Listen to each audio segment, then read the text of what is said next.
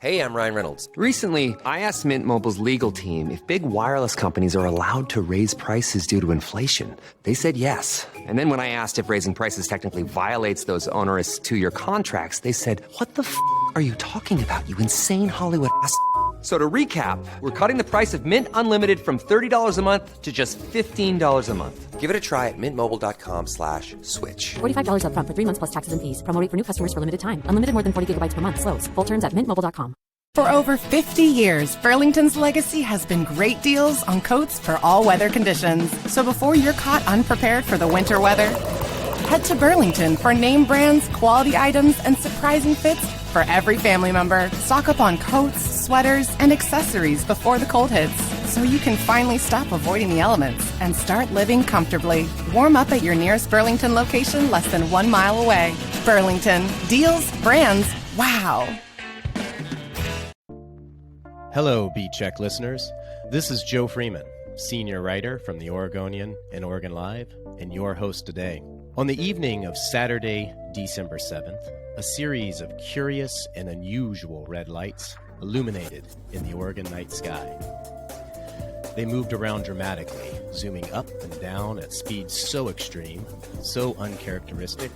Nearby pilots were left in awe as they watched it all unfold from 30,000 feet.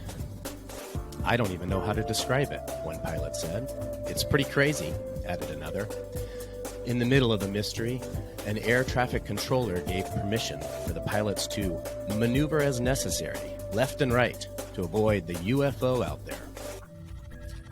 Some have suggested that the lights were merely Starlink satellites, which are routinely spotted as they orbit the planet, but others aren't so sure. Some believe those weird red lights that dazzle the night sky are part of a curious trend of uncanny events. Some believe there's more to the story. Is this merely a case of wandering satellites, or did pilots unknowingly participate in the opening scene of the next sci-fi blockbuster? Here to answer those questions and more is Lizzie Acker, who covers Oregon weather and writes the advice column Why Though for the Oregonian and Oregon Live. Lizzie, thanks so much for joining Beat Check today. Oh, I'm so happy to be here. How's everything going for you? Really, really great. I will say that since I wrote about unidentified flying objects, I have been getting some interesting emails. I'm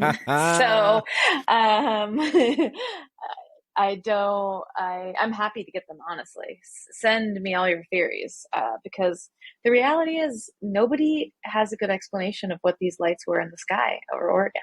I love it. Well, let's get into that. I want to get a peek behind the curtain. We'll do that later on. There is a lot to unpack here, though, Lizzie. I want to get into the details of the event, the captivating air traffic control audio, and the differing opinions of what exactly happened this month in Oregon's friendly skies. So I guess let's begin with the event. Take us back to December 7th. What happened? And where did it happen? Well, this is kind of close to Eugene, I believe. And the audio is so cool. You can actually listen to audio from air traffic controllers and pilots. It's available. It's public record. There's some of those things that exist that are just like, yeah, people can listen to that. And someone found this audio. I think I saw it first maybe from Newsweek, but it could have been, it's been around. And basically several pilots, we hear two pilots talking to a couple different air traffic controllers, but the first pilot, I'll say, says they're seeing this light. Let me find it exactly. But they were seeing some lights that they first asked, "Oh, is there military activity ahead of us?" And the air traffic controller says, "No, there's not. But we have had a couple reports of strange lights." So the lights are red. So you hear the two pilots talking about it, but there were also previously other pilots that I haven't heard the audio of that. And that's what the air traffic controller said. It's kind of frantic. It's like really fun to kind of listen to it. And I would absolutely encourage the listeners to go check it out if you haven't, to access Lizzie's stories. I will drop links to that in the show notes here. It's totally worth your time. I wouldn't say it's like chaotic, but it's very mysterious. Like the pilots and it's don't so know interesting. Totally. It's super interesting. Yeah. It's like, I love how calm they are when they're talking about something they've never seen before that is also like a bit disturbing. Like they're clearly a little distressed. The pilots are both like, well, we don't know what this is, and it's moving very strangely. That's I think the main thing to note is that the lights that they're describing are zooming around. There's about 4 of them. They appear, they disappear. They're not moving in a way that feels like a satellite or a drone. You know, there have been these stories of drones, and people on the East Coast, our East Coast brethren, are reporting like stars and drones and thinking those are alien spacecraft or whatever. This is Oregon.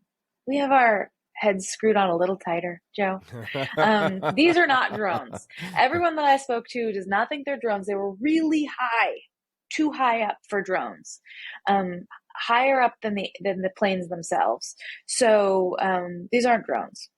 Yeah, and if I recall, there's like one air traffic controller asks a pilot essentially, where are they? And he I believe he said it's all the way up to 50,000 feet, and kind of zoomed up that high, which, I mean, I'm no expert, but that seems like a lot of ground to cover in a short amount of time. Yeah. And somebody who is, I would say, a bit of an expert I talked to is like, humans don't make anything that moves like that.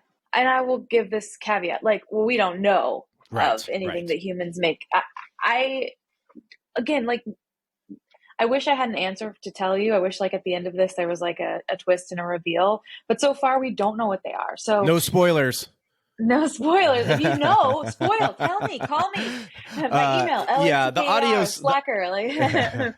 The audio is so fun because it's like a live play-by-play of things unfolding in the sky. Like one of the pilots talks about it's traveling in a circle, kind of a corkscrew pattern, and that seems very difficult for a human-made vehicle or vessel to do. So, yeah, I don't know. It's super interesting, but we actually have some video now.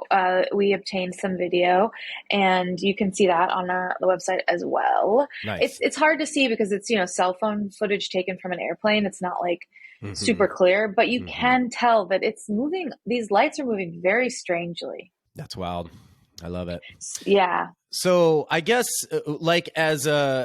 when I'm watching this, and I assume it's the natural reaction from all of us, it's like, what the heck is this? What are these people seeing? And that seems to be their reaction. Let's go over, what's the official explanation of events? What is the Federal Aviation Administration? Yeah, what's the FAA saying about things? Well, here's part of the problem, Joe. There is no official response. The FAA has confirmed that a pilot reported seeing strange lights. One. And we know that at least, we hear on the air traffic control audio that at least 2 do. And the air traffic controller says we've already had reports of this. So it's more than one, for one thing. That's just a quibble, FAA. But they also haven't made any other comments about it. I reached out to them. They said no comment, basically. I reached out to NOAA because I'm like, this is in the sky, right? The Atmospheric and Oceanic Administration. And they said that's the FAA's domain. So I would say official response is no comment, which is what?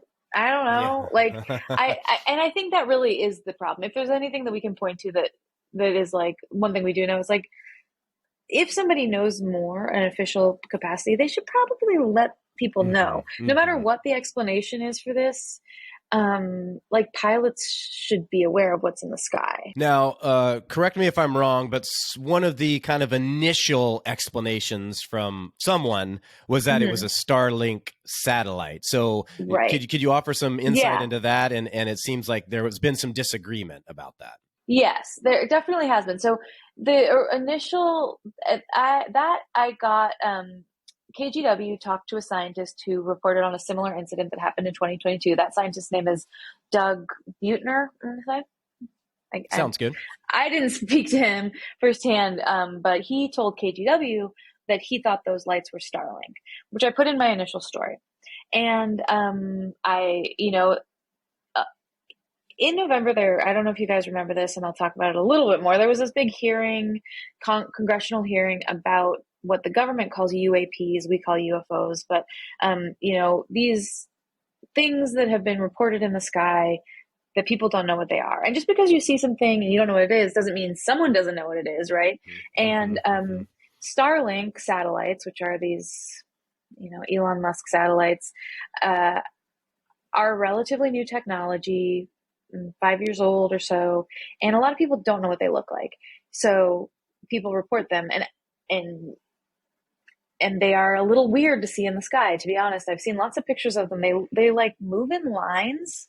It's pretty weird. Yeah, and there's I did very brief research, and there's almost 7,000 of them out there, and there's a lot. Yeah, they're kind of providing the official explanation is they're providing broadband internet to people across the world, is my understanding. Great, but again, we should know where they are. Correct. Yeah, right? Agreed. We are in agreement. Anyway, the Mr. Buettner told KGW he thought they were Starlink, and in November, there was lots of different people talking about these UAPs, which I will call them because it sounds a little less shocking than UFOs, and there are lots of reports of those, and a lot of them are Starlink. Some of them are Starlink. They can be drones, they can be airplanes, they can be stars, literally stars, as we found in New Jersey. But the thing is, after that, and I put that in my story. I stand by that. Guy did say that. But talking to people, I talked to several people off the record because they have jobs that they can't lose. Yeah, sure. But people with knowledge of this event in Oregon, who have seen Starlink and saw this, say that's not Starlink. And after I saw more images of Starlink and I've seen the videos, I agree. It doesn't look the same. Starlink has a very specific look. Okay, that's very interesting. And this kind of leads us to, like you said, you spoke to a lot of people, some who could only talk off the record to provide context. One person who did talk on the record, and now it's my turn to butcher a name, is Tim Gallaudet. He's kind of become a central figure in this story. Who is he? What is his take on things, and why do we care what he says? Well, he was really interesting to talk to. Gallaudet, I'm not sure how you pronounce it. But Tim Gallaudet, actually, I found because he gave testimony at that congressional hearing that I was talking about. And if you've seen any videos of it, you might have seen him because he is he was in the military, a Navy guy. I'm trying to find exactly his bio because he was an oceanographer and a retired rear admiral in the U.S. Navy, and he was basically a meteorologist for the Navy, making sure that flight conditions were safe for pilots doing test, whatever they call them, test exercises, and he talks about the reason he's interested in this subject is because in 2015 he was doing that job on the East Coast, and I will let me just read to you a little bit of his congressional testimony. Please. Okay, so he was serving as a meteorologist with the task of reducing flight safety risk for naval exercises off the East Coast, and he says, quote, during this exercise, I received an email on the Navy's secure network from the operations officer of the Fleet Forces Command. The text of the email was brief but alarming.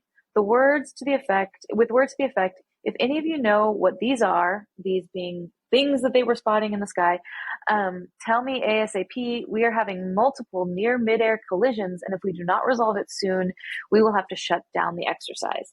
Wow. Yeah, and there was a video on that email of what he says, an unidentified object exhibiting flight and structural characteristics unlike anything in our arsenal. Then he says the email disappeared. And nobody ever talked about it again. And his main thing, and a lot of the thrust of what a lot of people were saying in this congressional testimony is that the government is hiding something. We're not saying that they're hiding aliens, which, We're not saying that they are. Look, I'm not saying that either. And I'm going to say that he's definitely not saying that. He is saying that. but what I think was interesting, and the point that, I would take from that testimony, is that there are things happening in our airspace that the government is not being forthcoming about. And he sees it as, so I spoke to him earlier this week. Very interesting guy. He sees it as like the government doesn't want to admit that they don't have full control of our airspace. And so they just choose not to say anything in times like this, and whether it's from foreign adversaries, whether it's from our own technology, or in his point, and I will say, I do think this is a fair point. We live in a universe that is so large, it's impossible to comprehend.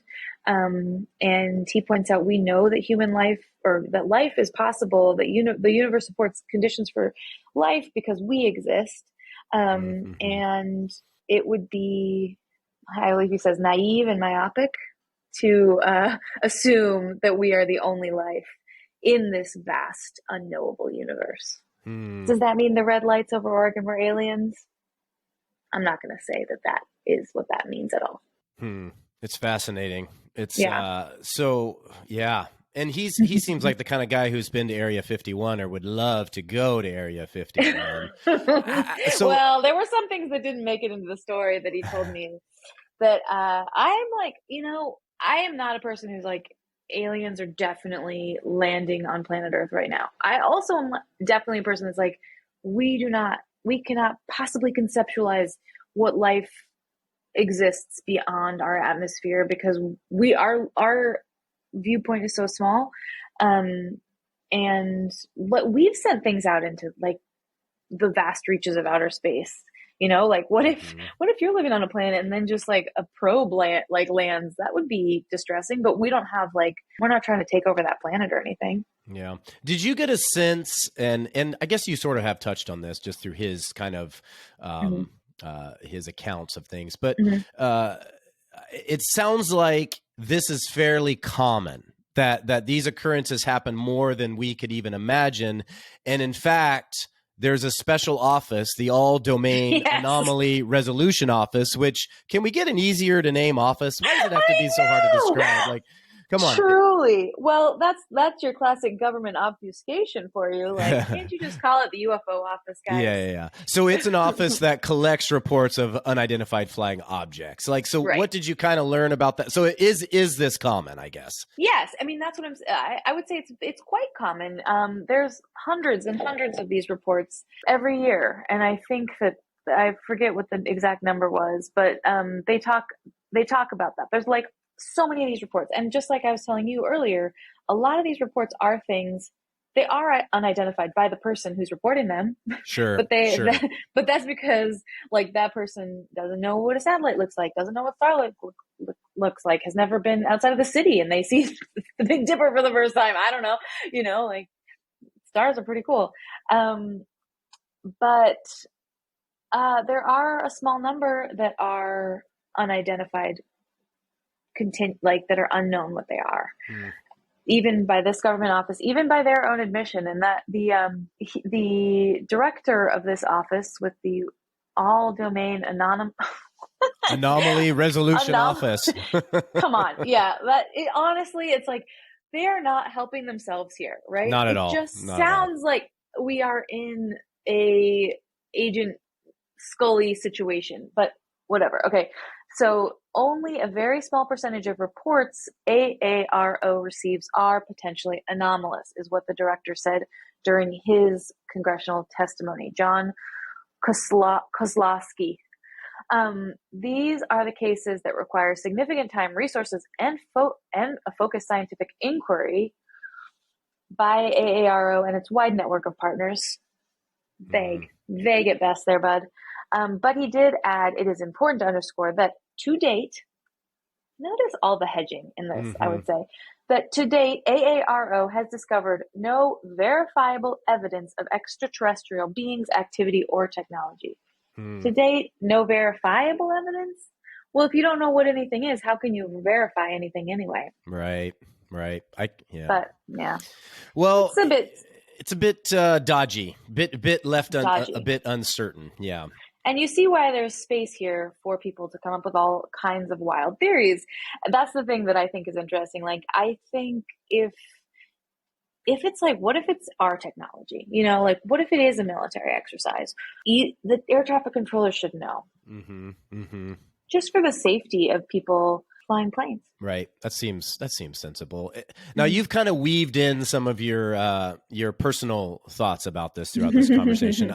I kind of wonder, Lizzie, like, how big of a rabbit hole did you go down with all this? Did you start investigating wild and weird sightings all over? Did you just stick with this event? Like, how deep did you go here? Well, I'm trying to stick with this event because what I think is very interesting about this event is that it is so concrete, right? And in talking to people that have firsthand knowledge of it, it also, and listening to that audio, which is available for anyone to listen to, it is, you know, the people who are experiencing it felt like it was very strange. And they also, it was something that they hadn't experienced before. And I think you can hear that in their voices, what they're saying, you know, the fact that the air traffic controller on that audio is so interested. He's asking people to text him pictures and stuff of it. It's not normal. I also don't think it seemed like it was unsafe. You know, everyone's okay. So that's why we can have some fun with the story, right? And yeah, I just want someone, any listener, any scientist who's listening, look at the video and tell me what you think it is. Like, I would love to know what it is. I don't know. I don't think it's aliens, but I'm also like, the world is full of possibilities. The universe is vast. I don't know what's worse, that it's some foreign or our own military device that is so technologically advanced that we've never seen anything like it, and they're out there doing these types of reconnaissance missions and tests, or that it's aliens. I don't know what the worst, what option A or B is worse. Honestly, I'd rather it's aliens, because I feel like if it's aliens at this point, they have no intention of hurting us. Well, we do know that other humans would love to hurt us. That's a good point. That's a very good point. So did you, was this one of the, you're a woman of many hats around here. Was this one of the more oddball, interesting, fun stories you've worked on? I would think it would. Yeah, it actually did. It ended up being fun because, it's true. I write about all kinds of different things. And I think I put this in the weather category, even though that's a bit of a stretch. Call me the AARO. But any story where people are calling me and they want to talk to me but can't put their name on the record, I think that's pretty interesting. There's always something going on there. They're like, why can't you tell me your name? I mean, okay, they can tell me their name. I will verify who they are, but like, they don't want their name public. You know what I mean? That's always, I don't know. Do you ever get those calls? Oh yeah, sure. From sources? Sure. Yeah. But good source. Okay, I get calls. I get calls and they can be all over the place, but it's fun when you're like, oh yeah, this person knows a thing or two. Yeah. So is there any grand wisdom you'd like to leave us before we depart? Anything you'd like to add here about the great unknown and these curious red lights twinkling in the Oregon night sky? Well, I think things remain unknown until we get more information, and I am absolutely ready and willing to get more information. So if you are a person who witnessed this, feel free. I am about to go on vacation. Send me an email, and if you are an alien life form on planet Earth, definitely talk to me. I would love an exclusive on that. I bet you would even forego part of your vacation for that one. I would actually. If you are an alien, talk to Joe. He has my cell number and he can just put us in touch. Love it. Well, Lizzie, this has been a super fun conversation. I can't thank you enough for joining the show. If you're interested in reading Lizzie's coverage of this mysterious story, I'll drop the links of her stories in the show notes, so check them out. Thanks so much for listening to Beat Check with the Oregonian. If you like this episode, give us a 5-star rating and review in Apple Podcasts. It really helps people find the show. And tell a friend. Help spread the word. The best way to support our journalism and stories like this one is with a subscription to the Oregonian and Oregon Live. You can do that at OregonLive.com/pod support. Until next time, I'm Joe Freeman, and this was Beat Check.